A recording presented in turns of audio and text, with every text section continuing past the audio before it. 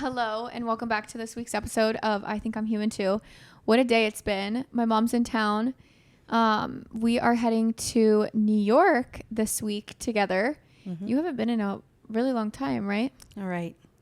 So she came into town for Labor Day weekend and I was like, well, actually, I'm going to New York this week. Do you want to stay a couple extra days? So we went to the fair today. Happy Labor Day. Obviously, it's not, by the time this airs, it won't be Labor Day anyways. But we went to the fair today. We trekked that out. It was really hot. It was miserable. Santino, I'm going to send you a photo of her sleeping in the car and then her nap on the way home, or once she got home, to add in for clips. But it was really hot, so it took a lot out of you today. Your mood is like so zen right now. Are you okay? Do you not want to be doing this? I'm a little mellow. Oh no, I love doing this. Okay, good. It is really warm in here too. That's the other thing is Minnesota's heat has gotten to like, I think it said 105 today. And our AC is not keeping up with the size house we have. So it's a little spashy in here. But you guys know me, and I have a blanket all the time because I'm a freak. So yeah, last time we had Mom on, we did episode 1 and 2 with you and answered a bunch of questions that people had asked. But that was more focused around like what you would say to a child after a parent has passed. And you guys loved it so much. I posted on Instagram that she was here and people were like, is she going to be on the pod again? So she's back and she's got a glass of wine. So hopefully that'll loosen her up. We'll see. Not sponsored, but it's in a hero cup. I do love those hero patches though. I cannot even lie to you. They're amazing. They are really good. Okay. There's a lot of questions and they're very random because we didn't really give. There was no topic that you asked for. We just said, what do you want to know? Started asking. I know. I kind of like it. I think it's kind of funny to me because so when I started out online, I just posted like whatever, whenever. And a lot of traction gained or like started around my dad and Raphael. And now if you ever like Google my name, one of the most talk shit about things about me is I use my family for content. And I find that so funny because I'm like, well, my family is my life pretty much. Like my dad and my husband, I was with 24/7 and they were always doing funny stuff. So if you really think about it, yes, my content was primarily family based. But it makes me kind of sad because when I read that online, I'm like, it almost makes me want to be like, okay, well, so many people are asking for the content, but then I hear like 1 or 2 people online talking shit and I'm like, none of my mom, like, I guess no content about my family's allowed anymore. I'm just kidding, but. Well, the unfollow button is free, so. Preach, sis, preach. I'm dead. Or the other day, did you see the video where I was like, well, you were in the car when I called you a bitch and people were like, why would you call your mother a bitch? And that disrespect. Which I get it. Like each culture and every family is going to be different. But in our culture and family, we joke around and I knew that there was. Right. Yeah, you were not calling me a bitch. In the sense of the word. Well, you normally are a raging bitch when you're shopping. No, like when you have to try stuff on. Yeah. I think it's just kind of funny because you and I, the way you've always just talked is how I talk now. And so, but you've said that. Sorry, guys. You've said that to me as a child. You'd be like, you're being such a bitch. And I'm like, I think it's funny now because it's like, I don't find that like offensive at all. Like if anyone's like, you're being a bitch, I'm like, no, valid. Like I really am. I need to tone it down for a sec. But anyways, yeah. So I think it's kind of funny every time I see stuff online well, like we said in the last episode, I don't sugarcoat. Right. How do you feel like, so you obviously went home and watched them back. Did you watch them or listen to them? I watched them. I watched them on YouTube. Did you feel comfortable or uncomfortable watching them? It was almost surreal. Yeah. Because I never thought I would be doing anything like this, but yeah, it was really kind of cool to see. Cool. One of the biggest things of feedback that I get every week is that I cut people off. And I said this the last time you were on, it's not even like purposeful, but this time it's so much more lax. And I'm like, I'm going to try really hard not to cut you off. Some people, I got a lot of questions because the other day I posted a video of you and you had shorts on and a lot of people were like, can we get a tattoo tour? A tattoo tour. Oh my goodness. One day. It's not going to be in this week's podcast episode. So sorry to break everybody's heart, but okay, let's just jump on in. There's so much. I think there's so many random things. This is the first one. What's your favorite memory with my dad that doesn't include us children? There's also a fly flying around in here. So if you see it on camera, sorry. My favorite memory of your dad would be going up to Pikes Peak. Where's that? That's in Colorado. It's the tallest point in the mountain range out there, if I Fun. remember correctly. I could be wrong on that, but it was a great drive, and we saw bighorn sheep and mountain goats, or I think it was mountain goats. I don't remember, but they were cool. It was a long, long time ago. Yeah, we're talking. Did you guys like get out and about a lot 32 when you were years in ago. Colorado? We tried to, yeah. We would take drives through the mountains. We would go drive up to Cheyenne to see my family. We would. What was your guys' work life? Like, what days did you guys work the same hours? So then when you guys were free, you guys just got to hang out? Or was it kind of hard? No, it wasn't hard. He was working with the dairy out there. So his hours were usually early morning to early afternoon. I was working at a local pizza establishment to start Cute. with. And then, Come and get your pizza. yeah. And then I actually started working at a printing company out there. Okay. So, So you guys had pretty good hours, like normal. yeah. Did you guys work weekends, or did you work weekends at all? At the pizza place, yes. Yeah. Yeah. I think that's always something that's interesting to me is we don't get to know you guys at this age. Like, I don't know who you were when you were 26, which is so interesting to me, even down to like, what was dating life like? Did you guys have to maneuver around people's schedules? I don't know. I never had that problem with Raphael. Raphael's schedule has always been super easy. My dating life was not normal. So, What would it is? yeah. How many boyfriends have you had? 9. 9? Really? I don't know why I thought that would be less. Yeah, no, 9. And that's including 3 husbands. Okay. There's a lot of like random ones. What is something that you've learned from each of us kids? So, if you want to start with me or my older brother. I think from you, early on, I recognized that you were a completely different child from what I thought I would have as a girl. Iggy. I had to actually learn to let go a little bit with you because you were such a little control freak. Yeah. You would go in and help at preschool and Miss So-and-so said it's time for bed, so we all need to go to bed. And you would walk around behind me at the house and be cleaning. I don't doubt that at all. Yeah. As at this point in life, what I'm learning from you is how to take a step back and look at the whole picture before I make judgment or react a certain way. That things, take a look at it from the other person's point of view. Yeah. You know, things could be completely different than what you assume. Preach. With your brother, wow, he is a type 1 diabetic. So I learned a lot about standing up for him because he was 6 when he was diagnosed.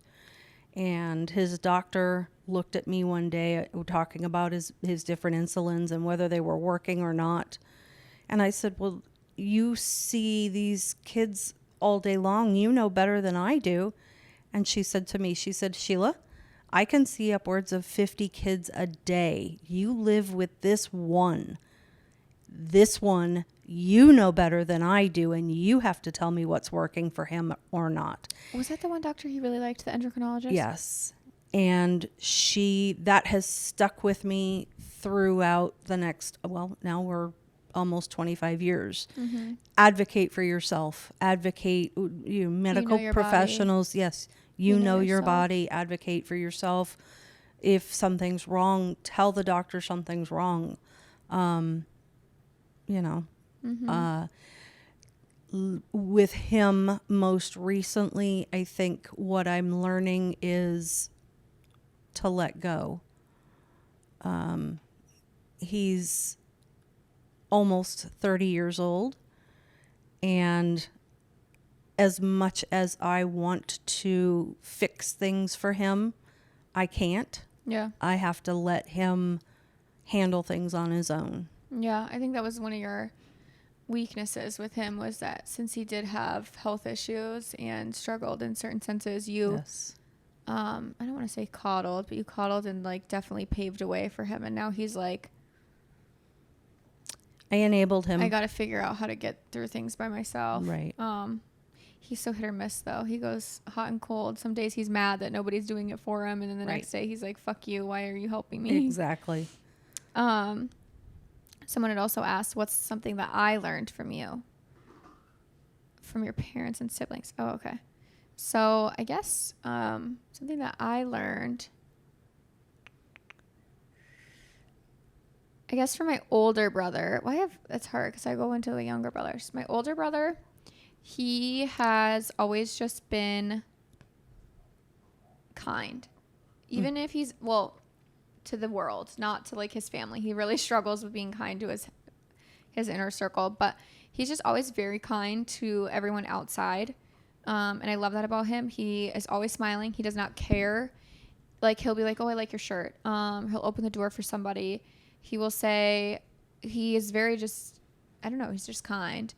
Something that I learned and I got from my dad that I loved about my dad was kind of the same thing, but he could talk to anybody and everybody. He did not have like a bone in his body that was like self-conscious. He did not give a single shit. And I loved that.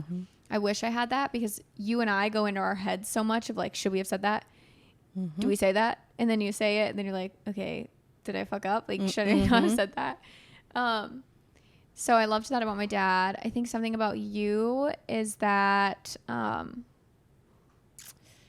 what have I learned from you? I would say advocate for yourself, which is actually really funny because I don't think you do it for yourself. But I think that as a mom, that's probably why you were so like anal about us sticking up for ourselves. Now I'm like, I don't care who you are. I'm sticking up for myself. And my circle. Sometimes I won't. I pick my battles and I choose my battles for myself. But it comes to like my circle, I'm like, yeah, no. It's always easier to stand up for someone else when you see some sort of disservice happening. But when it's like the saying, you can't see the forest for the trees. When you're in that situation, Oh, I've never heard that, but that makes sense. sometimes you can't see it. Yeah. So Blurred vision. That is true.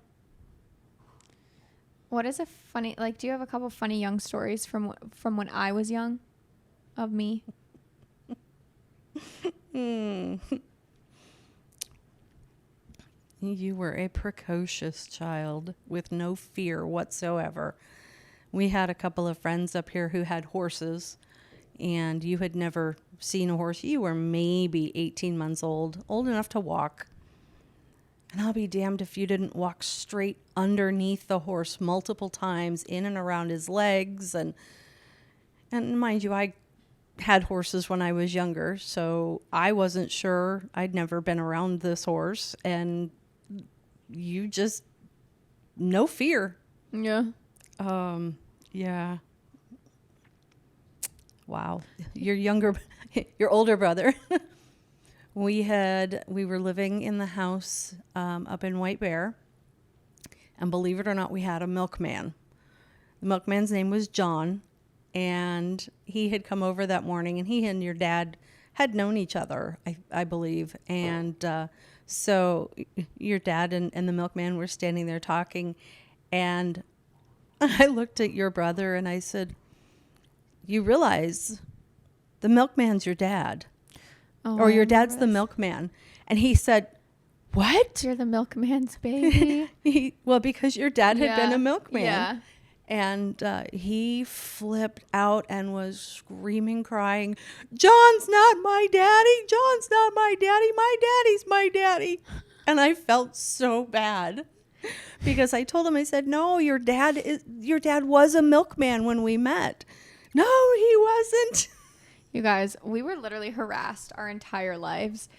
This just reminded me. So Eric was just here when you were napping. And we were talking, because you remember my dad would threaten us as kids. And he would always joke around. He would be like, I'm taking you to jail. Do you remember this? Mm-hmm. Well, this is when I was like 10. So you were down south and I was up here for the summer. And Eric and I were literally just talking about this story. So my dad wakes me up one morning. I don't know if I've ever told you this, but he wakes me up and he goes, get dressed. Like he's pissed. Mm-hmm. And I'm like, okay. I'm looking around at my 3 brothers. Nobody else is dressed and ready to go. He's like, get in the car. And I'm like, okay. He gets me in the car. I have a little jean skirt on and I have a red Old Navy tank top on. And I have these little sandals on. I have pink sunglasses. I get in the car. Mind you, my dad is pissed. Mm-hmm. And I'm like, what the fuck is happening? He's like, you're going to jail. And I was like, I immediately lose my shit. I kid you not. And so we go pick up Eric. And I remember this so vividly, like it was literally yesterday. We pick up Eric and Eric's like, oh, what up? Like, how's it going? I'm bawling in the back seat, like full on bawling. And have you ever heard this story? So Eric gets in the car and Eric's like, what's happening? And I was like, my dad's taking us to jail. Eric's like, I remember Eric being so perplexed, like, why the fuck did I just get in my uncle's car? He's like looking at me. My dad's like, yeah, you guys are going to jail. You guys have been bad. And we're just sitting here. I just remember bawling the whole trip. It's a 2-hour drive. Was it when he took you to Duluth? Mm-hmm. Yeah. He took us 2 hours to Duluth. We get out of the car. I'm still crying. Like, I'm at the point where I can no longer cry. I'm like just exhausted. And I'm probably 8 to 10 years old max. Okay. And so that would put Eric at what? 13 maybe. And every single photo my dad took of us, we are like this. We are stone cold. We're pissed off. We don't know what the fuck's happening.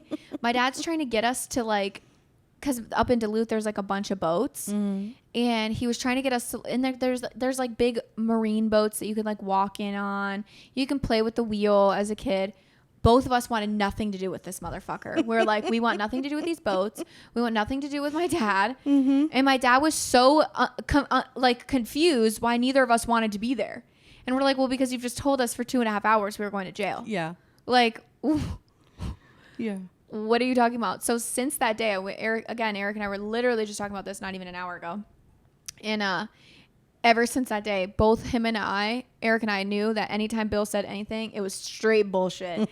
Every Christmas, if we were ever naughty, before Christmas, he would be like, if there's ever any attitude, your toys are going to the children's hospital. And then if we were bad after Christmas, he would be like, wrap up all your toys. They're going to the children's hospital to kids who are grateful for them. But it was just funny because Eric and I were like, yeah, no, dead serious. Like, we knew Bill was never...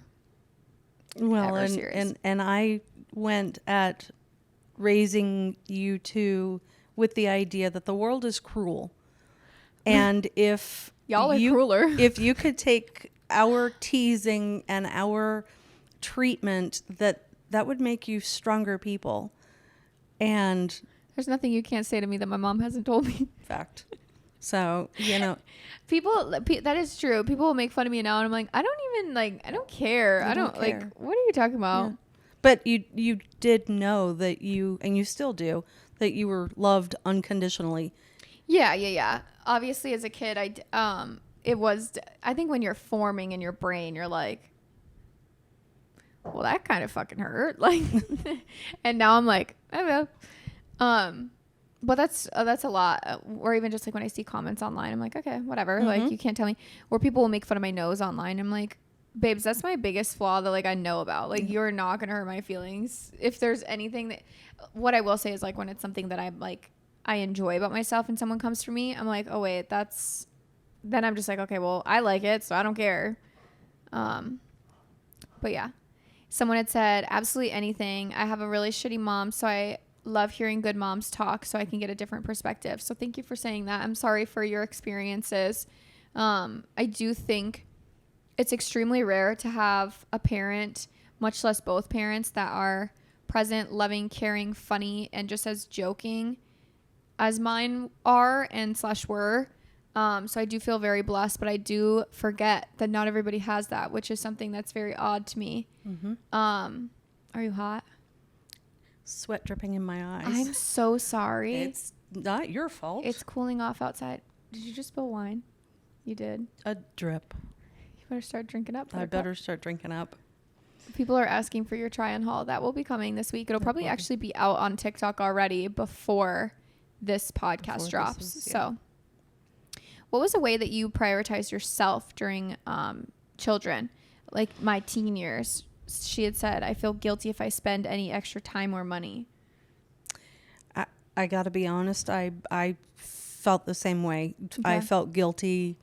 No, I think that's a great answer. Or saying anytime I was a retail therapy. If I had a bad day, I would go to an outlet store in our town and just wander for a half an hour or 45 minutes and put things in the cart and try things on. And, oh, that looks beautiful. Hey, let me put this in the cart. And then I would start finding things for the kids. And so... and then she'd come home with nothing. I would either come home with nothing or I would come home with only items for my children.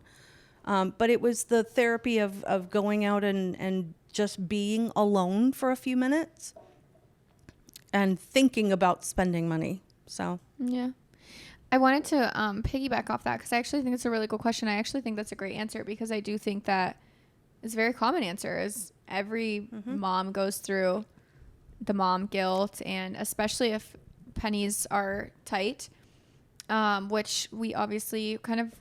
My whole life we've always been paycheck to paycheck. But something that I wanted to say, being the child of that, because I didn't really know that was a thing, and obviously I don't have mom guilt yet. My favorite part about you that my dad did not have, and this was always my biggest argument about my dad. So my brother and I, the one that I'm closest with, right behind me, we had and still have interests that my dad would never blink at. Right. But the other two boys, my oldest brother and my youngest brother, my dad could relate a lot to. And so when it ever came down to my dad wanting to do something, he would take one of those two. And if it was either of those two doing something for school, extracurriculars, passions, like even just down to the movies that they watched, my dad would always take one of those two, right, or show up for one of those two. And he never showed up for me and the brother that's right behind me.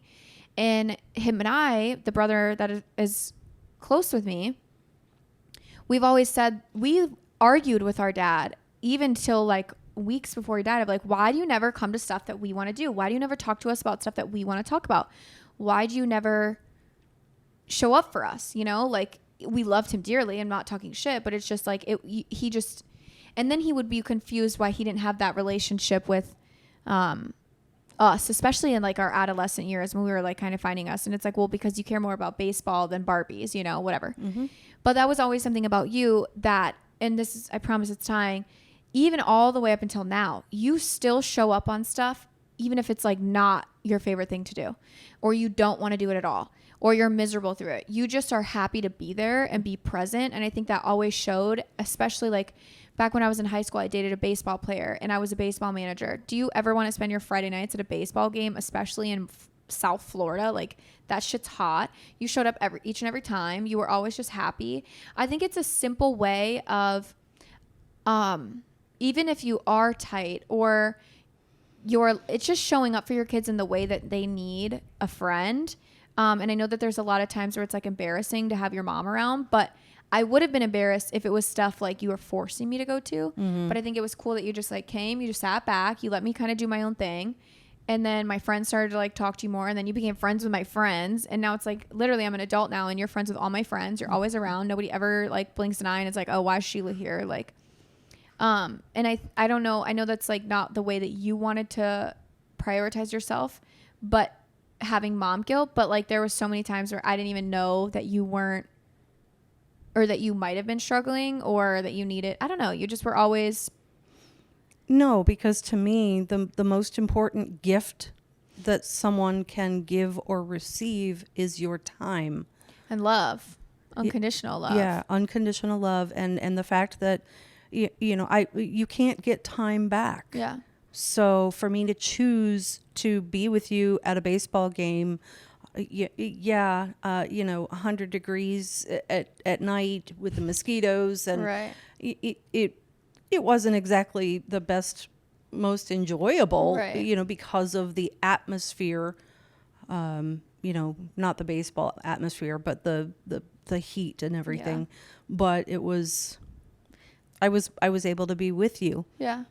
So that's I want to tell any parent that of like, I know you're probably struggling and I'm going to struggle in my future of like, how do I prioritize myself without feeling guilty? But I'm kind of excited for those times of like, they're only young once. Like I almost wish I could go back to high school and go back to those moments. And I think it was very special that you showed up, even though it was a $5 game and it wasn't much, but it was still, I don't know. So yeah. There's so many questions. So someone said, have Sheila interview you similar to the way she interviewed, or like I interviewed you. Okay. So like opposite, but maybe let's do that for our part 2. Okay. So like you can start to think about and gander, and if I guess you guys will start to know some of the questions my mom has for me. How did you handle being away from us? What was your thoughts on that when we were away? That was a tough one. Being away from you, the minute you guys would start to walk down the gangplank for the airplane, I would actually start to do the I love you sign, and I would wait until you got to. Yes, I do. Thank you. I'm sorry, it's so hot in here. I would wait until you actually got to the gates, and you would turn around and do the I love you sign, and that was every single trip that I was able to put you on the plane. Yeah, we always did this. That's why we have it yatted. And so once you were gone, it was a different household. I mean, at that point, I was married to another man who had 2 children who were each 7 years older than you. And so the focus became them. It's kind of good to like get your head back into gear right away. You got kids back still at home. You can't really be sad. Yeah. Would you move when we move? I think this is funny. So you're 4 hours away from me. You're in Madison, Correct. Wisconsin Correct. area. We are in the Twin Cities, and my husband and I have been talking a lot about moving out of the cities, and we are actually trying. We're still kind of battling with the mortgage lender right now to get an out-of-state mortgage. But fun fact, you'll be moving too. Yeah, we're looking to move to Tennessee. So she's looking at Tennessee. Ruffalo and I are up in the air between Texas and Tennessee. We're definitely thinking Texas right now as like our 5-year plan. So we'll probably move there, be there for a few years. And then as of right now, Tennessee is in our background. It's just a lot of tax breaks there. Starting with that. And then, we just don't really know where, but yeah, you'll be moving anyways. I don't know if you'll ever come to the same city as us. I don't really foresee you. I think as couples, you two like the city and the hustle and the bustle, and my husband and I prefer, I would rather have acreage and quiet and neighbors that I can't throw a baseball and hit their house. So yeah, we'll get there. I don't really, and I think that's another thing that I've always said is I grew up going back and forth. So getting on a plane to me is no big deal. Right. I know there's some families, it does stink. I mean, if one day we could live in the same town, I think that would be very cool. But I also don't feel like it's very realistic for us, because exactly like what you just said, we're just 2 totally different people, 2 totally different couples. And you're on your back end of starting to settle down. We're on the front end of like starting to pick up. So I don't know. Unless we were to happen to land where you guys land, I don't ever think you'll land where we land. That sounds accurate. Yeah. What makes you so passionate about your animals? Oh, I just Oh my love goodness them. sakes. What makes me so passionate about my animals? They're just helpless. They need us, and we need them. Yeah. If animals, in my belief, have souls, they have They do. feelings. They have, some people don't believe that. Well, they're wrong. I know.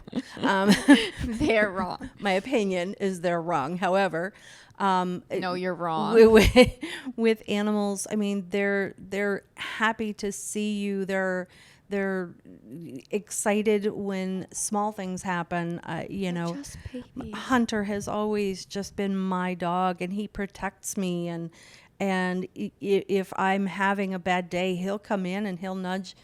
He'll literally, my arm will be sitting on my hip, and he'll come in and nudge his nose in between until he's actually laying his head on my thigh, Right. and just to give Let me me, in here. just to, say, hey, Mom, I'm here too. And Yeah. so, I love coming home to them. They're always just so happy. yeah. I will never understand how people do not like animals.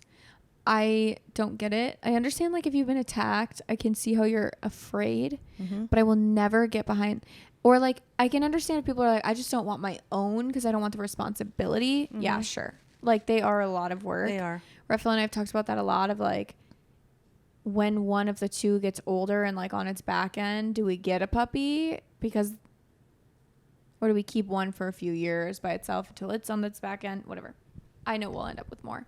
I just think that they're just so loving. We don't deserve animals. I don't believe we deserve them at all. Well, I think it's with animals, they have an intuition as well. If people, my dogs know if someone coming in the house is not a nice person, so I Yeah, trust my vibes. animals for that, for Yeah. sure.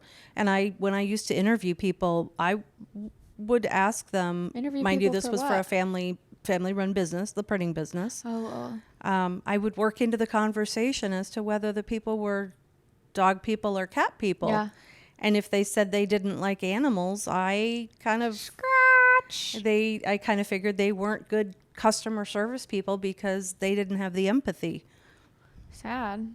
So I worked at a company. Remember the plumbing and heating one that I worked for? They have on their on their applications now, are you dog friendly? Because they have dogs at the office. I'm like, I wish that was an option. I would have brought Ebby every day. What is an assumption? What are some assumptions you have about my marriage? Do you have any like assumptions? This is kind of funny to me.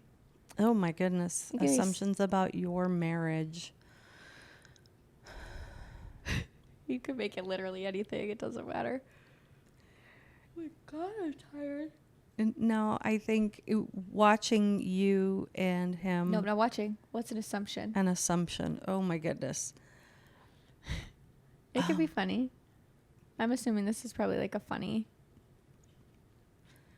Let's see. I would assume that he puts the gas in the car for you, the same as your dad did. Oh my God. Is that because you saw my TikTok?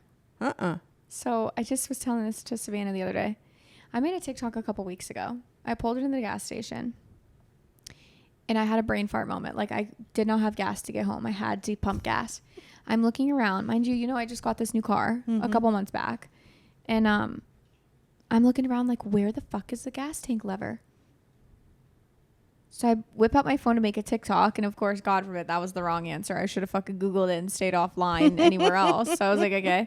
Well, there are literal websites that have made fun of me now, like full websites, because I don't know how to pump my own gas. And I was like, okay, valid. But I don't think anyone's taking it with context. I just got a new car and I don't believe I've filled my own tank since I've gotten this car. Maybe once, but it was one of those panic moments where I was like, literally, I needed gas so bad. And I like rolled into the station and I think I just had a brain fart, and it ended up being just like a push lever.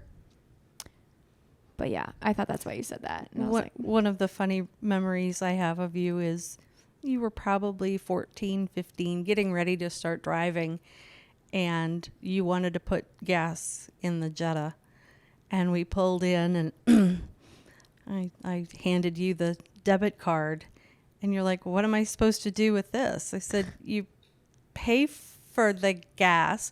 Well, there's nobody here to take the debit card. What do I do with it? I said, you put it in the machine, and you spent a good 5 minutes looking for the slot to put the debit card in. Probably true. I don't remember that. Yeah. I do not remember that. Do you have any advice for someone who's never known their birth mom but is wanting to reach out and want to connect? I commend you for asking that question and for wanting to get to know your birth mother. I think be prepared for both a positive and a negative reception. Some birth parents don't want to have the contact, aren't prepared for it. Or maybe not good enough for you. And sometimes they don't. And maybe, And they know that your life might be better without them. So that's the worst case scenario, but Right. also that's a good case scenario too. the best case scenario is that it's the long lost child that they've been wanting to reach out. And, I also think if you haven't connected in a long time, I don't know your situation or your story, but you might have a vision of somebody in your head. right. And it's really with anybody and everybody. I can't, like, for example, I can't be mad at Raphael for not being the husband that I pictured in my head. I can't force him to be that husband. I have to love him for the person that he is. That's my choice, to love him for who he is. It is not his responsibility to become this human that I've made up in my head. So if you do reconnect and you figure out, ooh, this is not the woman that I thought, well, it's not her responsibility to be the woman that you thought. Right. Or you pictured, or you imagined, or you drew up. So take them as they are, and they hopefully will do the same for you as well. It depends on your situation, but I don't know if you know nothing about them, or go in with an open heart and an open mind, but also enough boundaries / guards up to not get hurt. Right. Good answer. What was the hardest part about raising me? Your independence. That was the hardest part. I feel like that's a gray, or like what is it called? A beige flag. Like, it's not a red flag or a green flag. Like, it's good and bad. You have always had this idea of what you want, how you want things to be, and you manifest them. You're goal driven, and that is a completely different personality from mine. Your brother and I are more alike. These bitches are Pisces. Her and my older brother are Pisces. Yeah. And I literally, my entire life, I was like, why are you fucking crying? Fact. Oh my God. Fact. Yes. Facts. What's it like being my mom? I'm assuming they're meaning just who I am online. Like, What people I think don't really take into account is that who you are online is not who you are on an everyday basis. They're not seeing the whole story. hold on. I feel so bad for how hot you are. I don't know why I am sweating so It's bad. this house. But it is, literally dripping into my eyes. I feel like I'm back at the fair. You guys, it was so bad at the fair. I do want to kind of touch and piggyback off of that, because it is true. I know that we only put a certain portion of ourselves online. Right. Most people use their social medias as a highlight reel. I try very hard to not. I try hard to be more real with you guys, share the goods, the bads, the uglies, the crying, the vulnerability. But this is the side that the shit that goes viral is always where I'm being fucking brutal to Raphael. And it goes viral because so many people relate, but there's so many people out there that are like, she's a bitch. And I'm like, yeah, like, I'm not sitting here saying I'm the nicest person ever. I think there are a lot of women out there where you literally just see them and they radiate kindness, joy, love, grace. Like, I'm not that, and I'm not claiming to be that, and I don't want to be that. Not that I don't want to be that, but it's just not who I am. I don't sit here and look at myself and I'm like like, who's an actress that like Anne Hathaway? If you were to ever meet her, she just seems like the kindest, cutest, sweetest, most joyful person. And I'm not ever trying to be her. Or for relatability, Anna Sitar on TikTok, she's got like millions and millions of followers. You just think she's the kindest human to ever exist. And if I were to ever meet her, I expect to just get straight up kindness. With me, I just think I'm like, I just know I'm not that person. I'm real. I'm funny. Like, I try to, like, my sarcasm is really real. Some days I am brutal because I am annoyed with Raphael or my dad or whatever the hell was going on. But that's where was I going with this? I do think that there's a lot of people that think that I'm mean, and I'm like, I do have a brutality to me. Yeah, but there was the last time I was here and we went out to dinner and I caught my back on the door. And you made a TikTok about it and you were like, oh, she's so dramatic. It's, everything's always about her. She's dying. And it was kind of, I read one of the comments that said, oh, hey, something along the lines of, that's right. You're the girl who picks on everybody and can't take it. Yeah. And that comment is so wrong because you dish it out, but you take it just as well. It's almost like our love language. If we're not picking on, remember, anytime you guys would have a new friend come over, I would tell them, if I'm not picking on you, I don't like you. I don't like you.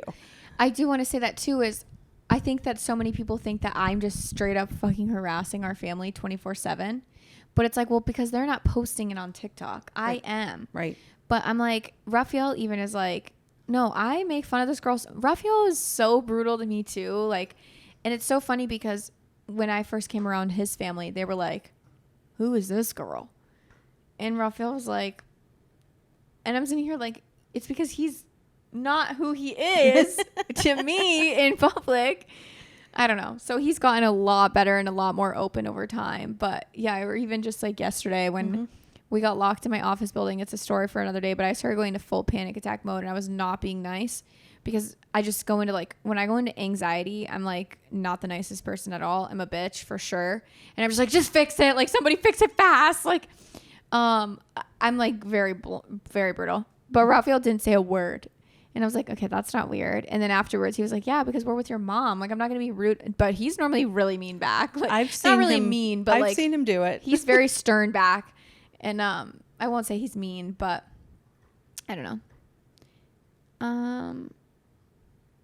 I really enjoyed her on the pod to begin with. She's very sweet and kind and wise. We love that. Thank you for that. We need to hear how she's handling your family's troubles. There's a couple questions regarding the family issues that have been brought up. We stated this in the last episode, though. We just are really trying to refrain from any and all. And specifically you, I've just asked to not be in or relay any information. But what I will say is when people threaten legal action, it went immediately to like my legal team and all that. And we've just all been told that just stray away as much as possible. Maybe there's one day where I come back on and I want to talk more about it, but I don't really want to internalize that right now. So what's your take on Raphael? My take on Raphael, he is a well-rounded human being who's been through some things in his life that has helped make him a better human. I think he is kind and loving, but he also has boundaries, and he's very good with those boundaries for himself. He is helping you to learn your boundaries, and in turn, even helping me learn to set my own. He's perfect for you. He's perfect. We love him. He's a great little guy. I love when I call him little. Anytime if you ever call Raphael little, if you ever see him, be like, I love your little shoes. He's always so, every single time people will be like, I think he was told the other day, one of my girlfriends was like, oh, I like your little outfit. He was like, little outfit. He thinks it's like the funniest but meanest compliment out there. Anytime you put little, he'll be like, Lil this. It's so funny to me. It feels like it's getting hotter in here. I think the lights are. They're LED. They shouldn't be emitting. Let me think what I want to think. Okay. Just like Raphael says that the candle's going to be the reason that the house is fucking hot as shit. So this one, do you want to answer the one from your sibling? Sure. So one of her brothers asked, do you regret any part of growing up and leaving home under the circumstances that you left? I can only imagine the circumstances he thinks that I left about and for. And yes, I do regret, I regret the way that my father and I handled things because Did you guys get in a fight? we did. Oh. I was dating a boy right out of high school. He was 2 years older than me. He was not nice. None of them are at that age. Yeah. They all kind of suck. And I had 3 younger brothers at home. One who was 2 years behind me, and then one who was 16 and a half years, and the other one was, 18 years, 17? He was 19 years, isn't he? almost 19 years younger. And so he was, And I they're don't all even full remember blood. if he was even born when I left. Oh, really? Yeah. Yeah. Oh, I thought they were maybe teen. Well, I guess they were only, what, like 7 when I was born? Yeah. Yeah, the youngest one was 7 when I was born. Oh, yeah. So this would have been, dang, I didn't even know this. Yeah. And so, yes, the regret that I had with that was the amount of time that I lost with my parents, because I wanted to do something that my father didn't agree with. My mother actually helped me find my first apartment. She went with Cute. me. She was there to help me sign the lease. She handed me the keys to the van and told me to move out. This was all in a weekend where my dad was in the Air Force Reserves. And then she proceeded to lie to my father and tell him that I had stolen the van. She had no idea where I was, and would never, if I would call the business to talk to her, she would tell me he didn't want to talk to me. And of course, I had these younger siblings who I wanted to be around. I never knew any of this. But my father I found out later on in life, probably 15 years later, that he actually drove around the county looking for my car and looking for me. And the whole time my mother knew exactly where I was and that she had helped me move out. So Papa didn't or did want you to move out?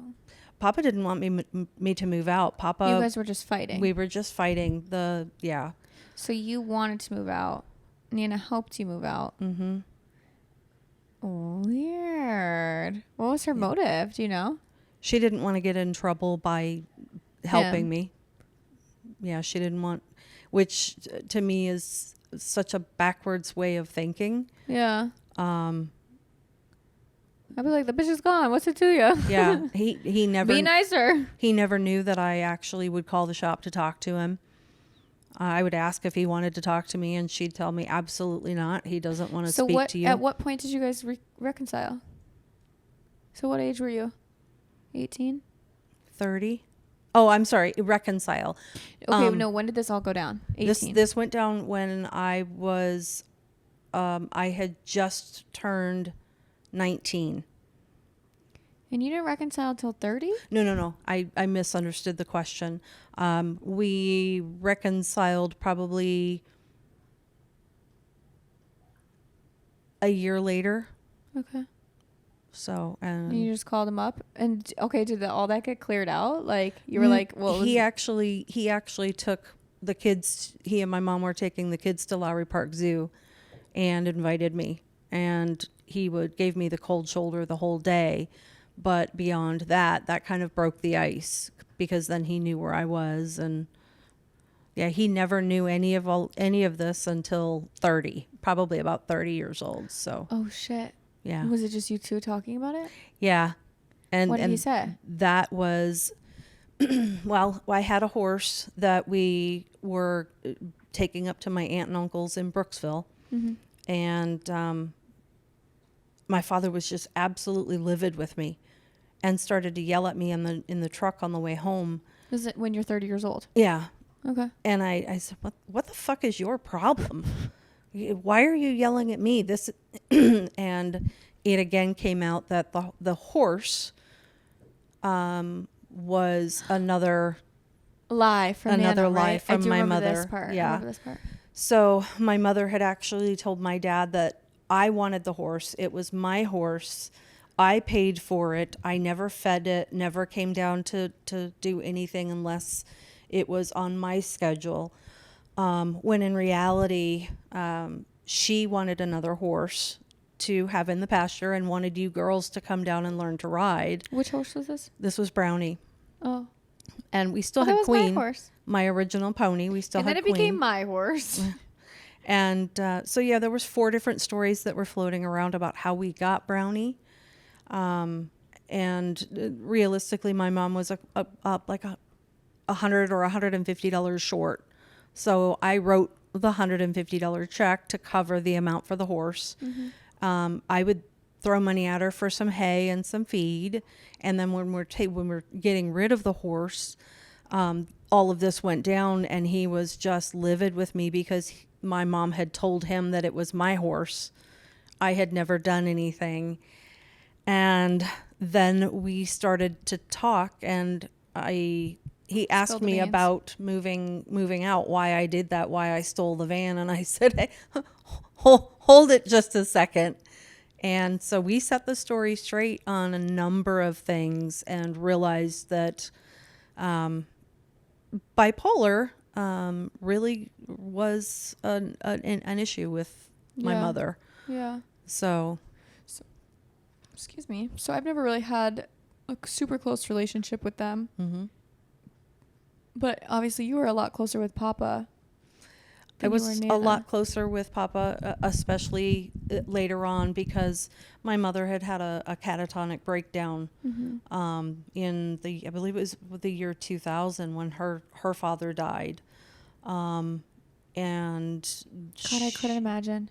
she, Was she really close with her dad? yes, she hung the moon and stars for her father. Yeah. Only girl out of 4 kids. A very similar situation to mine and my brothers. Yeah, it's very weird because your mom is one of 4, One of 4. 3 boys. You're one of 4, 3 boys. I'm one of 4, 3 boys. Yep. And all of us are closer. Now, I wouldn't say I was closer with my dad, but like had that Yeah. stereotypical Yep. daughter-father So- relationship. Yeah, it was at once mom started getting sick and ended up in and out of the mental hospital a number of times. That was really brutal. And, that was when I started to step in and take care of the kids because I was in town. Yeah. And my father was a long haul trucker. Yeah. So at that point in time, so I was kind of raising 2 families. Yeah. So Yeah, we were raised with my uncles that are close in age, almost Mhm. as like cousins / older brothers. Like I don't ever call them my uncles. Like yeah. it's just weird. I don't know. They just don't. There are my uncles, but I don't know. It's very odd. There was another question that said, "How do you help your mom, or how do I help my mom, not you, through mental health issues, anxiety, depression?" And you've kind of gone through those things. What was ways that like we could have helped, or if we did help? I think the biggest thing that would have made a lot of difference was to recognize that I'm not just a Pisces always crying. That sometimes when you were growing up, I was in a very bad marriage, Yeah. and depression was a real thing. Anxiety was a real thing. I've just now started to learn that though as an adult. And Yeah. I've even spoken on that publicly online because I did not know. I've even talked to a girlfriend that struggles with this and I'm like, I just don't get it. I've never experienced it. The anxiety, depression, all that stuff. I didn't know it was a real thing. So I do think that on the opposite side of being blessed that I don't have those issues. I mean, I've gone through depressive episodes, but I do not have depression. Right. So I do think that that's something to also be aware of for both parties. For me, I don't understand what it's like to have chronic depression or anxiety, but also for those people that do have it to understand that we just don't understand. Right. It's not insensitive. It's just I physically cannot understand it. Well, and I will tell you that my depression and anxiety was definitely rooted in that relationship. It was situational, never knowing Yes. what you're gonna, yeah. Mine kicked in after my dad died, and it was just like straight up fucking anxiety. I'm like, what is happening? Then it went into full on panic attacks and depressive episodes. And I'll even tell Raphael, I'm like, I just feel depressed. And he'll be like, you don't have depression. Why are you saying that? And I'm like, I'm not saying I have depression. I'm just saying I am feeling an emotion, and that emotion is depressed. Depressed is still an emotion. It for someone who is not going through it, whether it be depression or anxiety, validation from the others around you helps. Yeah. Just to say, hey, I understand, I'm here, and sometimes it's just to know that there's someone who hears you. Yeah. It's a serious issue, and it can It's be getting worse. deadly. Yeah, it's getting worse too. I feel like in the world that we're living in.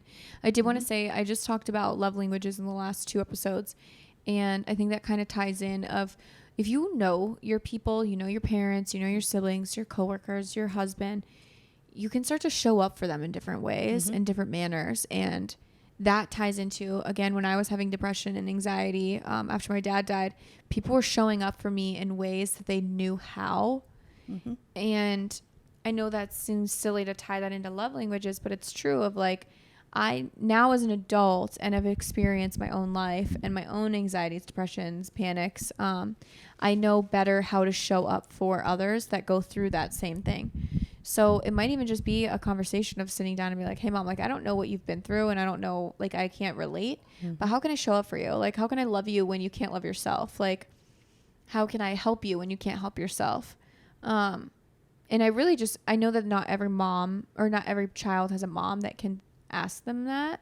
But I think if you just pay attention to what she needs and what does she do on a normal day that she's not doing when she's in an episode? Like, what can I step up and help her for or with? And maybe that doesn't even need to be like a conversation that needs to be had. Or sometimes it's just like, you don't need a thank you either. I think that's a really big thing is when sometimes, especially if you're in through a really deep rut, you're not going to tell me thank you, not you specifically, but if I show up with stuff and you're like, I don't even want that. Like, what are you doing? Like, no, thank you. Like, you're not going to get a thank you because they're just so blocked. But really it's just because you're doing what they need. And even if it's just a simple text message, it could be as simple as like, hey, I hope you have a great day today. I'm really sorry that I know it's really hard right now, but like keep pushing. It could be you show up and do her laundry. It could be you show up with her favorite meal and you sit there and talk to her for hours. It could be you show up with her favorite game. I think it looks different for everybody. And that's where last week I was saying that of like everybody's love language and love reciprocation. It's all different. And that goes for everything. It is. It does, yes. But I do believe in like the situational and understanding that you don't understand, I don't understand, and it's okay. But like, how can we help each other? And I think that that's something that has changed in the past probably 3 years for us. We've reached a point where we can talk about it. You do understand a little bit better. And I'm understanding how to share with you when I am having a bad day or just, the past year losing 3 people rocked my world. Yeah. And being open and understanding myself has helped me be able to talk to you about it. And I think we're as human beings, we're all still growing and still changing. Absolutely. So I also think a lot of people think that since I come from you, or like you come from your parent, you're a lot like them. And I don't believe that. I don't believe that at all. And I think that's something that I've had to learn, is that I am not you and you are not me. And I don't have to like the things you like, and you don't have to like the things I like to still be able to have a relationship. And I think Right. a lot of people struggle with that as parents and as children. You want, like, again, my dad, I wanted him so badly to just fucking entertain the shit that I like. Just ask me about it. And he did, like, later on, but as a child, he did not. right. And I won't say he did not, but like you could just tell that he had a lot more in common with two of my siblings versus the other two of us. So I just think that was another big thing that I've come through in maturing in life, of just knowing that I don't have to like the things you like, and I don't give a shit if I don't like them and it embarrasses me or something. Like, when you started like your gun stuff, I was like, that's so weird. Or like hunting, which I still don't like hunting. I do not like killing animals. I don't fuck with it, but I understand the joy that some people get from it. I don't know. Anyways, I think we should wrap The up. joy is being in nature. But you can get some binoculars and sit in a tree stand and fucking watch the birds and not have to kill anything. Oh, I do that too. Oh, you do? Mm-hmm. Oh, are those the days you just don't see a deer? Yeah. Okay. Well, we're going to wrap up this episode. It has been obviously so fun. We're going to be in New York Yes. this week. So Savannah and I will be filming Bleep That Out in New York this episode. And I will also be filming another Human 2 episode. So other than that, in the next few weeks, we'll be moved into the office space, and you guys won't be seeing this background anymore. Thank God, because it's a mess and it's really fucking hot in here. So thanks for doing this once again with me. You're welcome. I'll go put you in the freezer for an hour and let you cool off. Everybody have a great rest of your Thursday. Have a wonderful weekend, and stay in touch with us on Instagram and TikTok for some New York. Goodbye. Bye, guys.